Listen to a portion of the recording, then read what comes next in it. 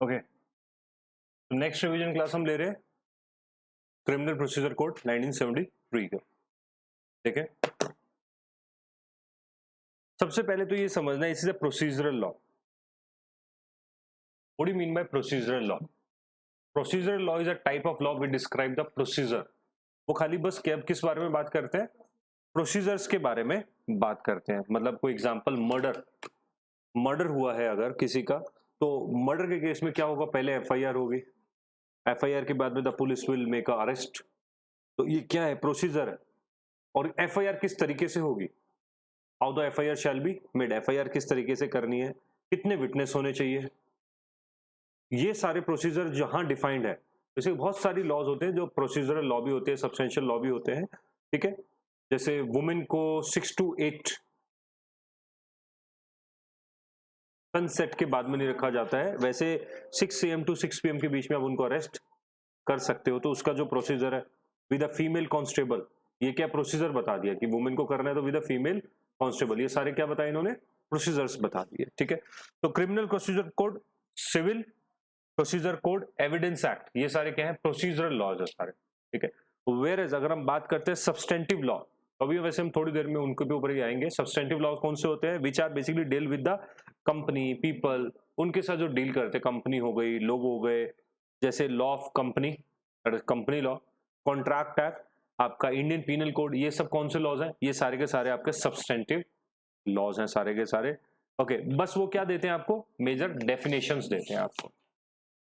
तो समझ आया CRPC का matter, code of criminal procedure.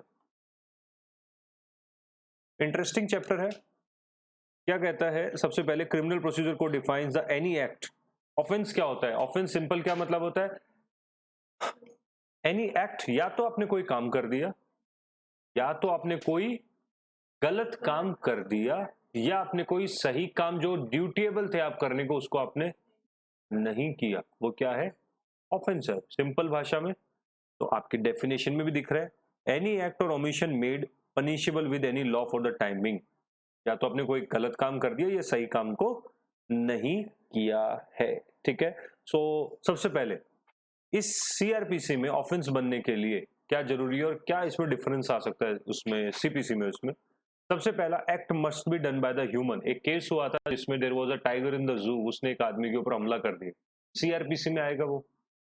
नहीं, क्योंकि ये किसको इंक्लूड करता है? इंटेंशनल। सबसे पहले तो इंटेंशनल, तो शेर की इंटेंशन आप कैसे पता करते हैं?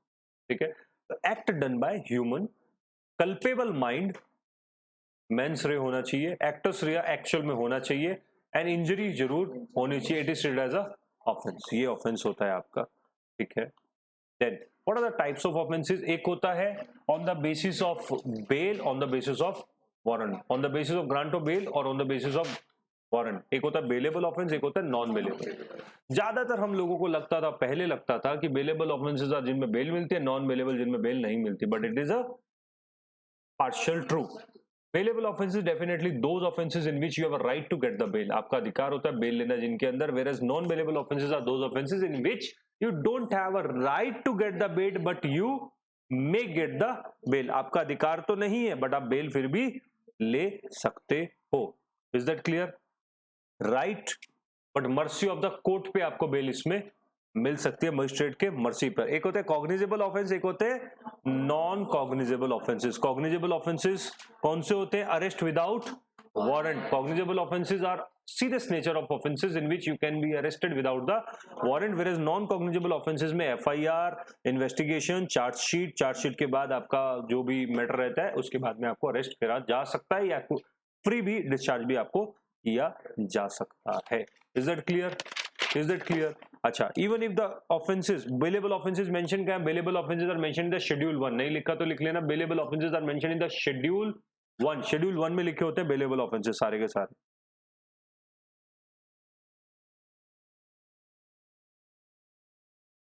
ठीक है, what are the cases which are non bailable and still the court can not give the bail? फिर से, there non bailable offences are those offences in which the court has the power to give the bail on the mercy of the court, but there is an exception. There is an exception. What are the cases in which the court even cannot get the bail even if it is a non-bailable offense? कौन से case होते हैं? In case if the matter involve is of death और life imprisonment, court भी उसके case में bell नहीं दे सकता है. That is even the court cannot give the bail in the offenses which are involved in the life imprisonment or death. But if a person is below 16 years or a woman, person is below 16 years or a woman or a sick or infirm may be granted a bail even if the offense is involved death or life imprisonment. याद रखना, ये बात फिर से बताऊं. What are the cases in which the person cannot get the bail from the court even if it is a non-bailable offense? Even court wants to give the bail. Court bail देना चाहता है फिर भी नहीं मिलेगी. कब? Death या life imprisonment का केस है तो. बट इसकी भी एक्सेप्शन है. एक्सेप्शन के एक्सेप्शन मतलब प्लस हो गया. That is non bailable offences death या लाइफ इम्प्रिजनमेंट के हैं, उसमें अगर वुमन 16 ईयर बिलो इन्फॉर्म या सिक पर्सन है तो उसको बेल मिल सकती है कोर्ट की मर्जी के ऊपर. ये देखते नहीं, पॉलिटिशियन अचानक से बीमार हो जाते हैं, हॉस्पिटल पहुंच गए. होता नहीं है एम्स में भर्ती है हमारे XYZ चीफ मिनिस्टर, अचानक से हार्ट अटैक आ जाता है. ठीक है, बाहर इलेक्शन की रैली कर रहे होते हैं. I saw in 2014 this case. हमारे ही नियर बाय स्टेट के एक मिनिस्टर थे, अचानक से हॉस्पिटल से रैली के अंदर. पर खैर सिस्टम उनके हाथ में है, क्या करें. Okay, what is anticipatory bell? कोई बता सकता है एंटिसिपेटरी बेल? कोई भी बच्चा बता सकता है anticipatory bell? It means after arrest person will be relieved immediately. Arrest तो जरूर होगा आपका. अरेस्ट तो मैंने क्लास में बताया था, अरेस्ट तो करा जाएगा बट आपको रिलीव कर दिया जाता है. But arrest will be there for sure. It means the person do not have to go through the long procedure of getting the bail. Bail लेने का लंबा प्रोसीजर नहीं होगा. ये नहीं कि बेल लेके बैठ जाओ चलो मैं मर्डर करने जा रहा हूँ, ये नहीं होगा. एक जो सोच होती है एंटिसिपेटरी मतलब एडवांस बेल, मतलब पहले लेके, हाँ पहले लीजिए, अरेस्ट होंगे आप पर छोड़ दिया जाएगा. सपोज होता क्या था, फ्राइडे सैटरडे वाला कॉन्सेप्ट आपको पता होगा.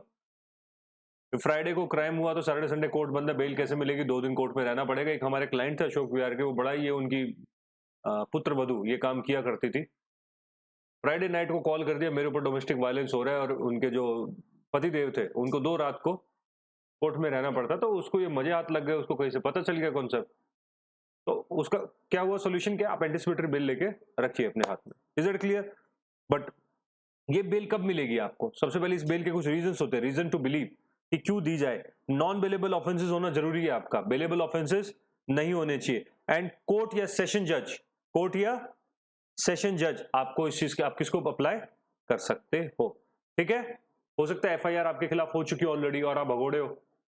एक अभी there was a person who was from Punjab and जब ये हुआ था आपका लाल किला पे बड़ा ही एक घटिया काम किया गया था. ठीक है, उस समय पर एक आदमी फरार था, तो वो क्या था, इट वाज अब्सकॉन्डिंग पर्सन, पकड़ा गया. ठीक है, चलिए आगे.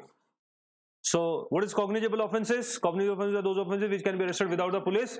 Non cognizable offences are those offences in which the police can not arrest without the warrant. Like कौन से होते हैं ये? असॉल्ट करना, न्यूसेंस, कॉजिंग हिम्पल हर्ट, बैठ रहा है कोई आदमी चेयर सरका दी, या छोटा मोटा गाली गलोच, या छोटा मोटा थोड़ा बहुत छोटा. ठीक है, what are the stages in the criminal procedure? Criminal process में क्या क्या स्टेजेस होते हैं? सबसे पहले क्या होता है? सबसे पहले there is a investigation. But इससे भी ज्यादा मैंने आपको रेगुलर क्लास में पूरा डिटेल में इसका एक प्रोसेस लिखवाया था, अगर आपको याद हो तो. पूरा सबसे पहले इसमें पूरा लिखवाया था. रजिस्ट्रेशन ऑफ FIR, सबसे पहला FIR, फिर इन्वेस्टिगेशन, कलेक्शन ऑफ एविडेंसेस होते हैं. If doubt accuse can also be arrested. क्या होता था याद है ना? कैसे होता है? Tell me how this stages of criminal cases detail. Okay, stages of criminal cases जिसको नहीं पता हो फिर से लिख लेना चाहे. सबसे पहले FIR रजिस्टर होगी. FIR रजिस्टर होने के बाद में आपका इन्वेस्टिगेशन के बाद में कलेक्शन ऑफ. फ्लो चार्ट साथ साथ में बना सकते हो आप. सबसे पहले यहां पर वैसे मैंने 3 स्टेप लिखे हैं और डिटेल भी बता देता हूं fastly. Registration of FIR, investigation, collection of evidence. While collecting the evidence if you find there is accused, doubt है अक्यूज के ऊपर, तो उसको भी अरेस्ट किया जा सकता है. Production of accuse to the magistrate within 24 hours. ये सबको पता होगा कि 24 घंटे से ज्यादा आपका पकड़ा नहीं रखा जा सकता है. 24 घंटे के अंदर उस अक्यूज को अगर पकड़ा है आपने तो उसको आपको लेके जाना पड़ेगा.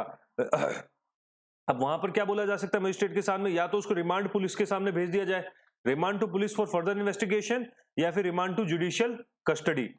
फिर यहां पर वो आदमी क्या ले सकता है, अपनी बेल ले सकता है, बेल की हियरिंग भी करवा सकता है। Now after getting the investigation is completed, मान लो उसको बेल मिल गई, नहीं मिली, या रिमांड पे या जुडिशियल कस्टडी, जो भी है, इन्वेस्टिगेशन तो साथ साथ में चल रहा है। इन्वेस्टिगेशन अब यहां पर क्या होता है आपका कंप्लीट। इन्वेस्टिगेशन कंप्लीट होने के बाद में दो केस निकलते हैं, दो एरो, या तो प्राइमा फेसी या नॉन प्राइमा फेसी। सामने ही दिख रहा है कि यही है जो है, इसने ही मारा है, और या फिर प्राइमा फेसी का मतलब क्या हुआ, prima facie means sir first sight पे दिख रहा है कि इसी ने मारा है, और नॉन प्राइमा फेसी में क्या होता है, नहीं सर पता नहीं चल रहा है अभी भी। तो अगर प्राइमा फेसी मारा गया तो केस बना दिया जाता है, उसके ऊपर चार्जशीट डाली जाती है, case arrow chargesheet file to the public prosecutor, file to court by the public prosecutor. Non prima facie है तो क्या होगा, final report file to the court. अगर पकड़ा नहीं गया, कुछ भी सबूत नहीं मिल रहा तो क्या करना है, final report shall be file to the court. फिर उसके बाद में कोर्ट में हियरिंग होगी, final decision taken by the court after hearing the public prosecutor and the council of the defence.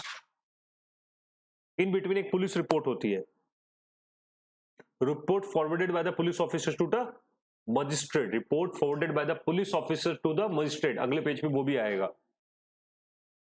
तो police report which is different from trial, police report trial से अलग होती है बिल्कुल। ट्रायल कहां पर होता है, trial conducted by the magistrate और द कोर्ट फॉर असर्टेनिंग और verifying the facts to be taken further action. एक बार मैं फिर से पूरा पेज दोबारा बताता हूं, आपके फ्यूचर के लिए काफी इंपॉर्टेंट रहता है। सबसे कैसे क्रिमिनल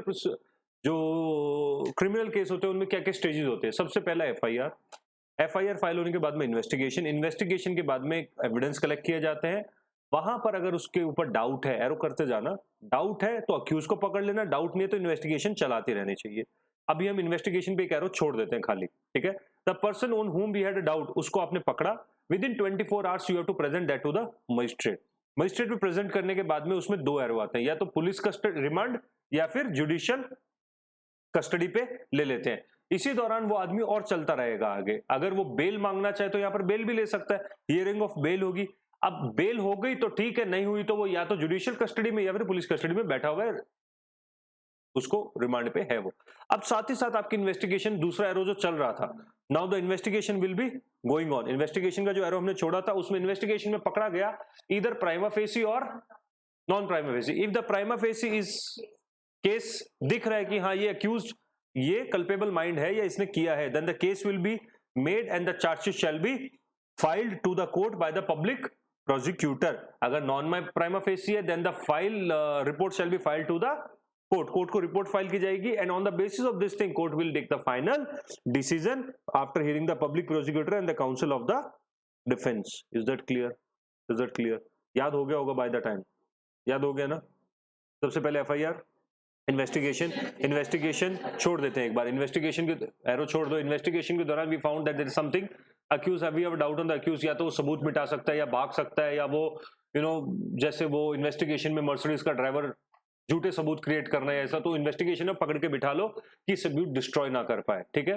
जनरली डिवोर्स के केसेस में रहता है ये, क्योंकि क्या करते हैं वो, जनरली रहता है, क्रिमिनल में तो रहता ही रहता है, पक्का हमेशा ही रहता है, बट छोटे केसेस में डिवोर्स में होता है, क्या होता है वो अपनी प्रॉपर्टी को ट्रांसफर करना शुरू कर देते हैं, ये भी रहता है। तो अक्यूज के ऊपर डाउट है, सबसे पहले एफआईआर इन्वेस्टिगेशन में एविडेंस कलेक्ट के अंदर एक बार छोड़ देते हैं। एविडेंस कलेक्ट में अक्यूज पे डाउट हुआ, डाउट होते ही उसको क्या कर लिया आपने, पकड़ के 24 आवर्स में मजिस्ट्रेट को दिखा दिया। मजिस्ट्रेट को दिखाने के बाद में मजिस्ट्रेट के पास दो पार आ गई, या तो पुलिस कस्टडी या जुडिशियल कस्टडी। दोनों ही केस में आपने बेल के लिए अपने आप को हियरिंग के डाला कि बेल दे दीजिए मुझे। बेल हो गई या नहीं हुई तो भी आप यहीं हो गई तो आप अपने घर पे वट एवर लीव इट। अब आता है इन्वेस्टिगेशन का एरो, इन्वेस्टिगेशन होती जा रही है। इन्वेस्टिगेशन के दौरान दो एरो आए, प्राइमा फेसी आप कल्पेबल या कमिट किया आपने, प्राइमा फेसी आपने नहीं किया। अगर आपने किया तो केस फाइल होगा, चार्जशीट फाइल होगी और कोर्ट को फाइल की जाएगी, जो पब्लिक प्रोसिक्यूटर वो फाइल कर देगा, और आपका नहीं था तो रिपोर्ट बना के कोर्ट को दे दी जाएगी। दोनों ही केस में कोर्ट हियरिंग करे। कोर्ट अभी ये नॉन प्राइमा फेसी में रिपोर्ट गई है खाली, आपको छोड़ा नहीं है। उस दोनों ही केस में या तो हो या नहीं हो, उसके बाद में पब्लिक प्रोसिक्यूटर काउंसिल की बातें सुनेगा और कोर्ट अपना डिसीजन लेगा, या उसको फ्री कर देगा या उसको पकड़ के अंदर बिठा देगा। पुलिस रिपोर्ट क्या होती है? Police report is different from the magistrate और ट्रायल से अलग होती है police report. Police which the report which police man forward to the magistrate और the court is called as a police report. Whereas if we talk about the trial is basically the different from the trial conducted by the magistrate or the court। किस लिए की जाती है? For ascertaining or verifying the facts of the cases। Clear है? चलिए आगे।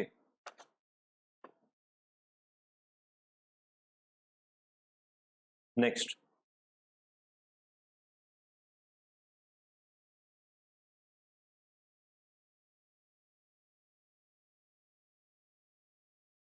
अच्छा, इसमें कुछ वो लिखे हुए हैं आपके, एक हमेशा से डाउट रहते हैं ये सभी बच्चों के, ये भी ध्यान से देख लो। एक सभी बच्चों को रहता है सर क्या फर्क है supreme court, high court, magistrate, first class, second class, के इनमें क्या फर्क रह जाता है? तो देखो आपकी बुक में क्लियर लिखा हुआ है, सुप्रीम कोर्ट वैसे सबको पता है वो लाइफ इम्प्रिजमेंट, डेथ इम्प्रिजमेंट दे सकता है, मतलब डेथ का सेंटेंस दे सकता है। ये देख लेना आप ये जरा जल्दी से, सुप्रीम कोर्ट के पास सारी पावर है। सेशन जज, एडिशनल जज कैन इम्पोज एनी फाइन और prescribe they may pass any sentence authorised by the law, तो the death sentence shall be subject to approval of the high court. Death sentence देंगे but subject to approval high court. Generally आज तक ये देते नहीं है, यही supreme court, high court में ही डेथ सेंटेंस गया है। एडिशनल सेशन जज कौन होता है, बैठता कहां पर? एडिशनल सेशन जज कहां बैठता है? डिस्ट्रिक्ट कोर्ट में मिलेगा आपको। Can impose any type of the fine, they may pass the sentence up to 10 year. हाँ, तो इनमें डिफरेंस कहां आता है सर? सर इनकी सजा के ऊपर डिफरेंस आ जाता है खाली। फिर आता है आपका चीफ जुडिशियल मजिस्ट्रेट और chief metropolitan magistrate, they can impose the fine as prescribe under the law, और सजा 7 साल की दे सकते हैं। Magistrate of the first class और मेट्रोपॉलिटन मजिस्ट्रेट 10,000 तक का फाइन लगा सकते हैं या 7 साल की सजा दे सकते हैं। और सबसे नीचे आता है magistrate of the second class, वो क्या कर सकता है सर? वो 5,000 रुपए तक का फाइन लगा सकता है या 1 साल तक की सजा दे सकता है। एग्जाम के लिए ध्यान रखना ये चीज, और ऑल्सो लाइफ के लिए भी, मतलब कुछ पढ़ा है तो ढंग से पढ़ो। Okay, imprisonment and default in fine, the court can impose a fine on a person and ठीक है, done, action taken by the court। फिर हम नेक्स्ट पेज कर चुके हैं। What is FIR? Anyone who can tell me what is FIR? FIR क्या होता है? Don't tell me the full form, that's it. Full form मत बताना। FIR क्या होता होगा?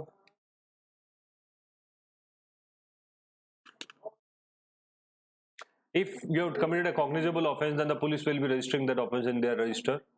And अगर आपको पता है कि मैंने किया या किसी और ने किया, तो आप वो इन्फॉर्मेशन पुलिस को दे दीजिए, and police on behalf of this they will file a information, that is first information report on that behalf, that is first FIR।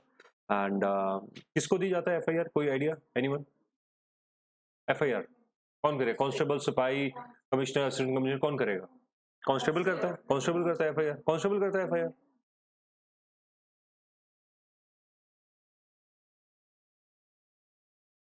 कौन करेगा FIR? और उसमें भी स्टेजेस होती है काफी। सुपरिटेंडेंट के पास भी, हाँ ठीक है, चलो। He can inform to the superintendent of the police and the superintendent will fire the superintendent will himself will record the FIR in case of a constable ना करे तो वो superintendent के पास जा सकता है। अच्छा, anyone who can tell me what is zero FIR? Zero FIR, I am expecting I think much from these LLB students, मैं कुछ ज्यादा ही उम्मीदें लगा के बैठा था। Zero FIR। अच्छा, those who are listening here, YouTube पे NMC नाम का जो चैनल है, उसमें मैंने सारे टॉपिक जो मैं आपको बार बार पूछ रहा हूँ ना, all these topics are uploaded over there. Zero FIR नाम का एक टॉपिक है, जनरली इंटरव्यूज में क्वेश्चन पूछे जाते हैं, ठीक है?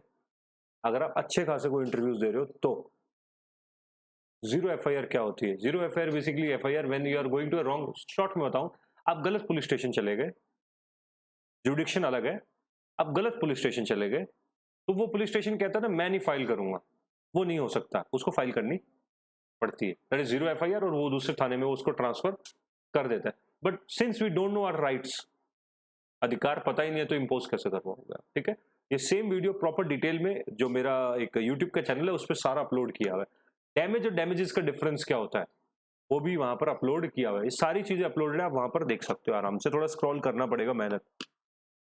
Alright, how the arrest shall be made? Arrest कैसे किया जाता है? अरेस्ट मार मार के किया जाता है जो आप एक्चुअल में देखते हो, या सिंपल भाषा में किया जाता है? Arrest shall be made in a simple, arrest without warrant हो सकता है, हाँ हो सकता है। Which cases? If the offence is cognizable nature, तो अरेस्ट विदाउट वारंट हो सकता है। और अरेस्ट किस किस केस में किया जा सकता है? Arrest without warrant, arrest without warrant कब कब किया जा सकता है? Cognizable offence, house breaking, proclaimed offender, भगोड़ मतलब हैबिचुअल ऑफेंडर आपका basically, offence of stealing of property, obstruction to police officer, police officer को अगर आप उसके काम में रुकावट करते हो तो भी किया जा सकता है। If a person is escape और attempt to escape from lawful custody, जो कोर्ट से भाग रहे होते हैं, एंड डेजर्टर और आर्म फोर्सेस, उसका भी किया जा सकता है। क्या कोई प्राइवेट पर्सन कभी किसी को अरेस्ट कर सकता है? बिल्कुल, अगर आपके सामने किसी ने कॉग्निजेबल ऑफेंस किया तो प्राइवेट पर्सन भी उसको अरेस्ट कर सकता है, बट मेक श्योर उसको अपने घर पे काम नहीं करवाना है, आपने उसको इमीडिएटली नियरेस्ट पुलिस स्टेशन में सबमिट करके आना पड़ेगा। Arrest on refusal to give the name and resident, अगर कोई पुलिसमैन आपसे पूछता है आपका नाम, अता पता बताइए, आपको बताना पड़ेगा। अगर आपने नहीं किया तो वो बेसिकली आपको पकड़ भी सकता है। Arrest by the private person कर सकता है, सेक्शन 43 ऑफ सीआरपीसी कहता है बिल्कुल कर सकता है private person, but make sure that person must have committed a cognizable offences, otherwise आपके ऊपर जरूर लग जाएगा ब्लेम। और you have to put the person in nearest police station as soon as possible, या तो पुलिस को कॉल कर दो या खुद छोड़ के आओ उसको। अरेस्ट बाय मजिस्ट्रेट, क्या मजिस्ट्रेट भी करवा सकता है? बिल्कुल। The person who has committed the crime और offence in front of the in the presence of the magistrate or who has committed the and for whose arrest he is competent to issue the warrant. Next, what is the difference between summon and warrant? Summon क्या होता है? Basically simple बुलावा होता है जिसमें छोटा 2 साल तक की सजा की जा सकती है आपको। वारंट क्या होता है? वारंट 2 साल से ज्यादा वाली सजा के लिए होता है। Summon is basically non cognizable के लिए और warrant is basically for the cognizable offences. It should be in duplicate and writing में डुप्लीकेट होना चाहिए, प्रिजाइडिंग ऑफिसर के sign, seal of the court होनी चाहिए एंड क्लियर एंड स्पेसिफिक होना चाहिए। Summon to be serve to a person, summon किसको देना है आपको? Serve to a served by, वैसे बात है देखिए कौन आएगा, servant shall be served bye the police officer और ऑफिसर ऑफ द कोर्ट और public servant if practical by the served person. अगर पॉसिबल है तो उसको हाथ में पकड़ा के, ये नहीं है पॉसिबल उसके घर पे किसी भी अडल्ट मेल मेंबर को देके, अगर वो भी पॉसिबल नहीं है उसके घर के दीवार पे चिपका के आ जाओ जहां पर विजिबल हो। अगर वो भी पॉसिबल नहीं है, you are a government officer, then in the whatever department you are working, ये लिखा नहीं होगा, जिस डिपार्टमेंट भी आप काम करते हो उस डिपार्टमेंट के नोटिस बोर्ड पे चिपका दिया जाएगा। होल्ड ऑन, अगर वो भी पॉसिबल नहीं है तो जो जिस डिपार्टमेंट जो इश्यू कर रहा है वो डिपार्टमेंट अपने नोटिस बोर्ड पे लगा देगा कि, और मान लेगा कि आपको मिल गया है। सपोज विजय माल्या भाग गया, कहां से इश्यू करें उसको? लंदन तो नहीं जाएंगे उसको देने के लिए खर्चा लगा के, तो क्या करें? घर की दीवार है नहीं, वो घर ही उसका नहीं है, किराए का था, सब कुछ खत्म हो गया, तो उस केस में क्या किया जाए? उस पर्टिकुलर डिपार्टमेंट के नोटिस बोर्ड पे लगा दिया जाएगा और मान लिया जाएगा कि नोटिस दे दिया गया है। वारंट, वारंट अरेस्ट और सर्च वारंट दो होते हैं। एक और अरेस्ट वारंट, अरेस्ट वारंट का मतलब होता है आपको पकड़ के ले जाया जाएगा। अगर उस पकड़ने के दौरान आपने कुछ भी गड़बड़ की, ऑब्स्ट्रक्शन किया, तो आपको पुलिस ऑफिसर को अलाउड है कि वो रीजनेबल फोर्स यूज करके, जिसमें आपकी डेथ ना हो, समझ गए ना? रीजनेबल फोर्स बट डेथ नहीं होनी चाहिए, बस रीजनेबल फोर्स और डेथ नहीं होनी चाहिए, उतना फोर्स लगा के आपको पकड़ के ले जा सकता है। अगर आप ग्रिल पकड़ो, घर पकड़ो, कुछ भी पकड़ो, वो आपको घसीटते हुए भी ले जा सकते हैं अगर आपने आनाकानी की तो। ठीक है, इज दैट क्लियर? एक होता है सर्च वारंट। सर्च वारंट दो तरीके के होता है, स्पेसिफिक होता है जनरल। स्पेसिफिक में आपको चीज बता दी जाती है कि डायमंड सर्च करना है, पेपर सर्च करना है, या कोई income tax related matter search करना है, या एनीथिंग, ड्रग्स, गोल्ड, कुछ ऐसी चीजें। एक होता है जनरल। जनरल के अंदर आपको होता है कुछ भी चीज, वो जो जिस मैटर से रिलेटेड है वो सर्च आप कर सकते हो।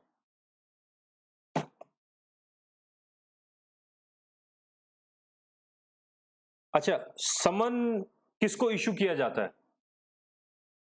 To party, to the person. Warrant किसको इशू किया जाता है? पुलिस।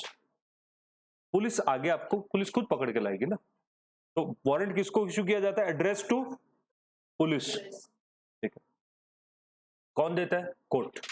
कोर्ट इशू करता है। ठीक है, okay. What is search warrant? Search warrant समझ आ गया। If the summon is to produce the things has been given to the person but the court has reason to believe that he will not produce desired document, तो उसमें समन आप search warrant कर दिया जाता है।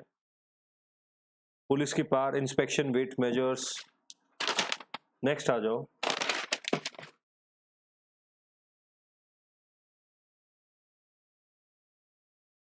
समन case and warrant cases already बता चुका हूं मैं आपको। समन केसेस कौन से होते हैं? समन सबसे पहले warrant cases. Warrant cases are those cases in which the accused has not committed accused has committed an offense which are having the punishment of death, life imprisonment और imprisonment exceeding 2 years। whereas अगर समन case की बात की जाए तो समन cases इसके उल्टे होते हैं, in which imprisonment is only for maximum 2 years और लेस सीरियस नेचर के होते हैं ये सारे।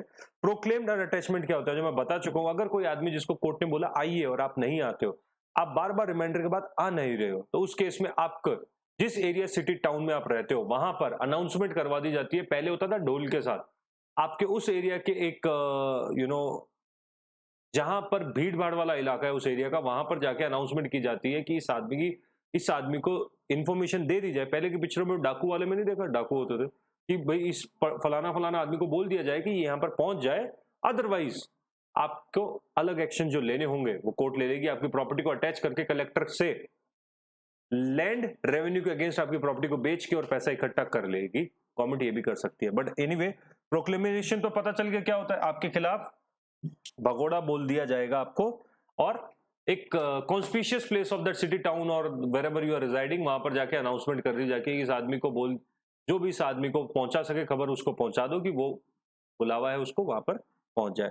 ओके, देन समरी ट्रायल में ऑलरेडी बता चुका हूं, speedy disposal of the cases होता है summary trial. Then maximum imprisonment, under summary trial में मैक्सिमम इम्प्रिजमेंट कितनी बताई थी अभी, किस केस में समरी ट्रायल हो सकता है, मैक्सिमम 3 महीने के जो सजा वाले केसेस होते हैं उनमें समरी ट्रायल हो सकता है। चैप्टर खत्म हो गया, थैंक यू। क्वेश्चन देखो।